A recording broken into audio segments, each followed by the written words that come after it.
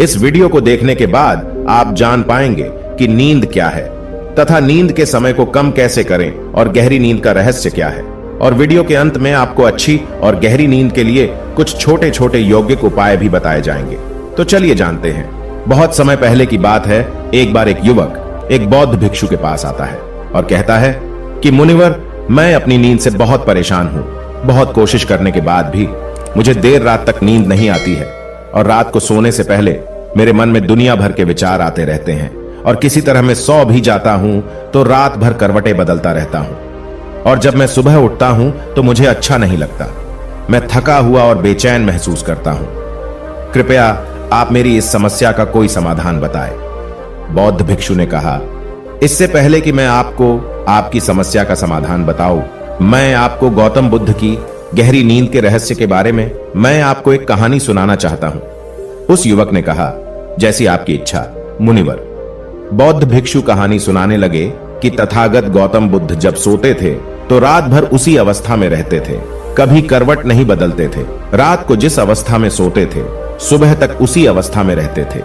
गौतम बुद्ध के एक शिष्य थे आनंद, वो अक्सर उनके पास ही सोते थे।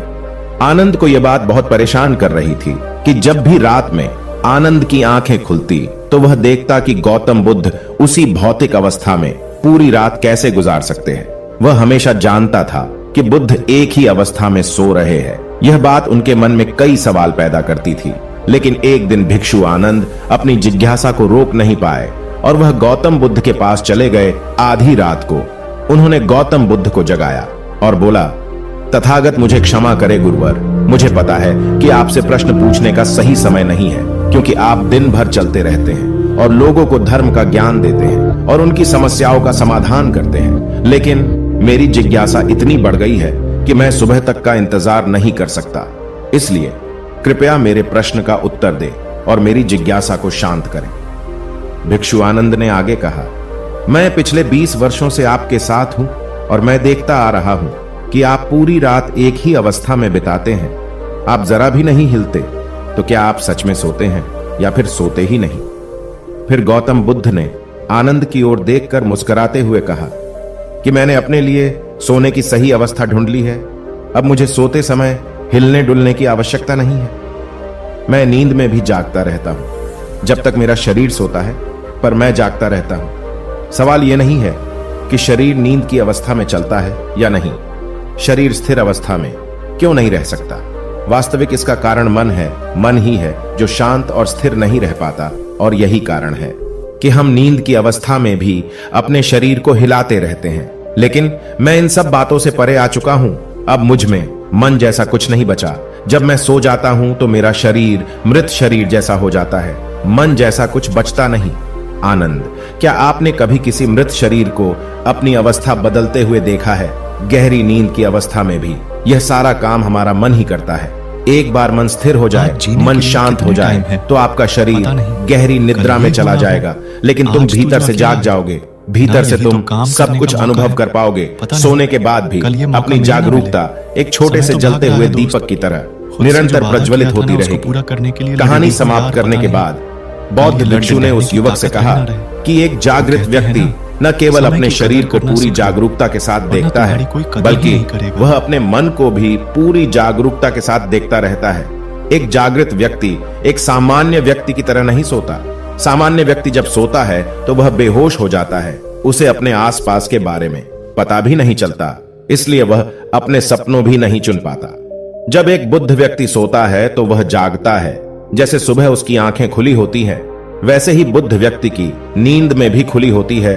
इसीलिए कहा जाता है कि एक बुद्ध व्यक्ति कभी नहीं सोता है, जबकि एक आम आदमी सोता है तो वह नहीं जानता कि वह कब सो जाता है। लेकिन अगर आप जागने और सोने के बीच के उस छोटे से क्षण में जागते रह सकते हैं, जब हम सोने के बहुत करीब होते हैं, तो कुछ आश्चर्यजनक होगा जो आपको जागरूकता के करीब लाता जाएगा। यह सुन उस व्यक्ति ने कहा, मुनिवर, मुझे इतनी गहरी और आध्यात्मिकता की बातें समझ में नहीं आती है। कृपया मुझे आसान शब्दों में समझाए कि मुझे गहरी नींद आसानी से क्यों नहीं आती। बौद्ध भिक्षु ने कहा, देर रात तक जागने और आसानी से नींद न आने के मुख्य 5 कारण होते हैं। सबसे पहला कारण है बिस्तर पर सोने के अलावा अन्य काम करना। जैसे कई लोगों की आदत होती है कि वे बिस्तर पर ही खाना खाते हैं, बिस्तर पर बैठकर पढ़ाई करते हैं और ऐसे कई काम वे अपने शयन कक्ष में ही करते हैं। शयन कक्ष का अर्थ होता है सोने का स्थान, लेकिन लोग इसका प्रयोग अन्य कार्यों के लिए भी करते हैं, जिससे हमारे मस्तिष्क में शयन कक्ष का कोई निश्चित अर्थ नहीं होता है। इसलिए जब हम बिस्तर पर सोने जाते हैं तो हमारा मन पूरी तरह से स्वीकार नहीं करता है कि अब हमें सोना है, क्योंकि तुमने एक ही जगह पर दूसरे काम करने की आदत बना ली है। दोस्तों, अगर आज के समय की बात करें तो हम भी बिस्तर पर लेटकर फोन पर बात करते हैं, ऑफिस का काम भी बिस्तर पर बैठकर ही करते हैं, फिर चाहे वह मूवी देखना हो, खाना खाना हो आदि। आजकल लोग अपना ज्यादातर समय बिस्तर पर लेटे हुए बिताते हैं, जिसकी वजह से बिस्तर अब हमारे दिमाग में सिर्फ सोने की जगह नहीं रह गया। और ये एक बड़ा कारण है कि जब हम बिस्तर पर जाते हैं तो घंटों तक नहीं सोते हैं। बौद्ध भिक्षु ने आगे कहा, बौद्ध आश्रमों में भिक्षु सुबह उठते ही अपना बिस्तर छोड़ देते हैं और फिर रात के समय ही वापस बिस्तर पर जाते हैं, जिससे उसके मस्तिष्क को पता चल जाता है कि बिस्तर पर जाने का मतलब है अंदर जाना। अच्छी और चैन की नींद न लेने का दूसरा कारण सोने का एक निश्चित समय न होना है। बौद्ध भिक्षु ने कहा, यदि आप सुबह जल्दी उठना चाहते हैं और पूरी नींद के साथ सोना चाहते हैं तो आपको रात को जल्दी और एक निश्चित समय पर सोने की आदत डालनी होगी।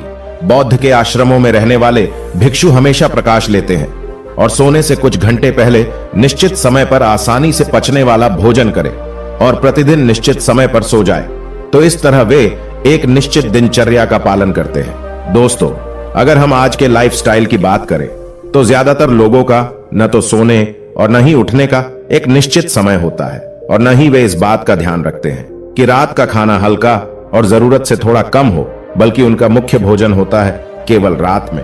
देर रात तक जागते रहते हैं क्योंकि अगले दिन कोई काम नहीं होता है। अगर ये रात में मूवी देखने लगे तो कितनी ही रात क्यों ना हो जाए, मूवी पूरी करके ही सोते हैं। समय और जीवन के बीच कोई सामंजस्य और नियंत्रण नहीं है।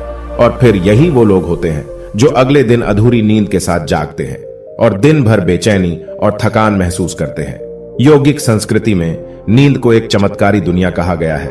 अगर आप नींद को समझ लें तो आप नींद में अपने अंदर बहुत कुछ पैदा कर सकते हैं, और अगर आप नहीं समझते तो आप इसे खराब भी कर सकते हैं। बौद्ध भिक्षु ने तीसरा कारण बताया कि सोने से पहले नकारात्मक चीजों के बारे में सोचना है। जिस तरह के विचारों के बारे में सोचते हुए आप सोते हैं, जब आप अपनी आंखें खोलते हैं सुबह में, यह आपके दिमाग में आने वाले पहले विचार है। इसलिए जब आप नकारात्मक विचारों के साथ सोते हैं तो आप सुबह उन्हीं के साथ उठते हैं। बिस्तर पर लेटकर जब हम सोने ही वाले होते हैं तब हमारा अवचेतन मन सबसे अधिक सक्रिय होता है और इस समय हम अपने अंदर जो विचार पैदा कर रहे होते हैं, हमारा अवचेतन मन सीधे उन विचारों को स्वीकार करता है और उन्हें वास्तविकता में लाने की कोशिश करता है। हमारा अवचेतन मन नहीं कर सकता अच्छे और बुरे विचारों के बीच का चयन। बौद्ध भिक्षु ने बताया कि अच्छी और गहरी नींद न आने का चौथा कारण है गलत तरीके से सोना। बौद्ध भिक्षु ने कहा कि आपने सुना होगा कि उत्तर की ओर सिर करके न सोए। ऐसा इसलिए कि जब हम उत्तर की ओर सिर करके सोते हैं तो पृथ्वी के चुंबकीय खिंचाव के कारण हमारे शरीर का बहुत सारा खून दिमाग की तरफ जाने की कोशिश करता है और दिमाग में पाई जाने वाली नसें बहुत पतली हो जाती है। इनके फटने का खतरा बढ़ जाता है और अगर इंसान ज्यादा बूढ़ा और कमजोर है तो उसकी मौत भी हो सकती है। लेकिन आमतौर पर जो लोग उत्तर की ओर सिर करके सोते हैं वे सुबह उठते ही सिर में तनाव महसूस करते हैं, जबकि हमें कोशिश करनी चाहिए कि या तो हम सीधे सोए या फिर बाईं ओर करवट लेकर सोए। इससे शरीर के अंगों पर अतिरिक्त दबाव नहीं पड़ता है। सोते समय बहुत मोटे गद्दे का उपयोग न करें क्योंकि यह आपकी रीढ़ को मोड़ देता है और गहरी नींद में बाधा डालता है। साथ ही ज्यादा मोटे तकिए का इस्तेमाल न करें क्योंकि इससे आपकी गर्दन ज्यादा मुड़ जाती है और आपका शरीर तनाव महसूस करता है और इससे आपकी गहरी नींद में बाधा आती है। बौद्ध भिक्षु अच्छी व गहरी नींद का पांचवा कारण बताते हैं कि खाद्य पदार्थों का अधिक मात्रा में सेवन करना और देर से पचना। अगर आप रात को भरपेट और अधिक तैलीय पदार्थों का सेवन करते हैं तो यह हमारी नींद में भी बाधा डालता है क्योंकि इन पदार्थों को पचाने में काफी समय और ऊर्जा लगती है। इसलिए अगर आप ऐसे पदार्थों का सेवन करते हैं तो सोने से करीब 3-4 घंटे पहले इन्हें खाने की कोशिश करें। उस व्यक्ति ने कहा मुनिवर, मैं समझता हूं कि गहरी और चैन की नींद न आने के क्या क्या कारण हो सकते हैं, लेकिन अब क्या आप कुछ ऐसे उपाय बता सकते हैं जिन्हें करने से हमें गहरी नींद आने में मदद मिलती है? बौद्ध भिक्षु ने कहा, मैं आपको कुछ ऐसे उपाय बता रहा हूं जिन्हें आप सोने से पहले या उठने के बाद कर सकते हैं, जिससे न सिर्फ आपकी नींद गहरी होगी बल्कि आपके जीवन में एक सकारात्मक बदलाव भी आएगा। और ये सभी काम आपको नहीं करने चाहिए। इनमें से जो भी कार्य आपके लिए उपयुक्त हैं आप कर सकते हैं। सोने से पहले गुनगुने पानी से नहाने की कोशिश करें। नहाने से हमारा शरीर जागृत और तनाव मुक्त हो जाता है। आपने देखा होगा कि जब कोई व्यक्ति नहा कर आता है तो उसके भीतर से एक सकारात्मक ऊर्जा का अनुभव होता है।